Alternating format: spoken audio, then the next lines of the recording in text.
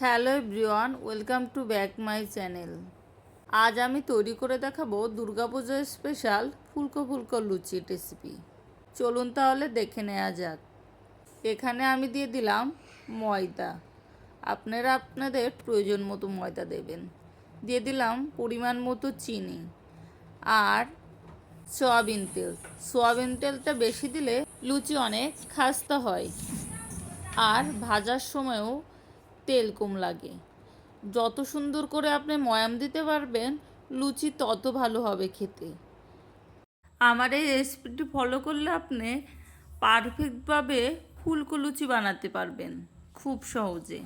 এবার আমি অল্প অল্প করে জল অ্যাড করে লুচিটা খুব ভালোভাবে মেখে নেব। এবার ছোট ছোট গুটি কেটে নিলাম।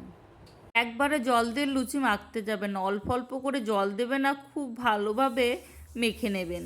এতে করে লুচিটা যেমন ফুলবে তেমন খেতেও সুস্বাদু মুচমুচে হবে। এবার একে একে আমি সবগুলো লুচি বেলে নেব। আর দুর্গাপুজোর অষ্টমীর দিন আমরা সবাই কম বেশি লুচি বানিয়ে থাকি। এইভাবে একবার লুচি বানিয়ে দেখবেন, একদম পারফেক্ট লুচি হবে, খেতেও খাস্তা হবে।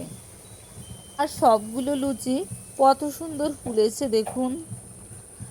লুচি যখন ভাজবেন তেলের আঁচটা একদম মিডিয়ামে রাখবেন, বেশি হিট দিয়ে ভাজতে যাবেন না, এতে করে লুচিগুলো পুড়ে যাওয়ার সম্ভাবনা থাকে। একে একে আমি সবগুলো লুচি বানিয়ে নিয়েছি। যারা লুচি বানানোর ঝামেলা মনে করেন, এই রেসিপিটি দেখার পর খুব সহজে লুচি বানিয়ে নিতে পারবেন। যারা লুচি বানানোর ঝামেলা মনে করেন, এই রেসিপিটি দেখার পর খুব সহজে লুচি বানিয়ে নিতে পারবেন। আমার এই রেসিপিটা আপনাদের কাছে কেমন লাগলো কমেন্ট করে জানিয়েন। আর ভিডিওটি ভালো লাগলে লাইক কমেন্ট শেয়ার দিয়ে পাশে থাকবেন। অষ্টমীর দিন কার কার বাড়িতে লুচি বানানো হয় কমেন্ট করে জানিয়েন। দুর্গাপূজা কার কেমন কাটছে। সবাইকে জানাই শুভ অষ্টমী।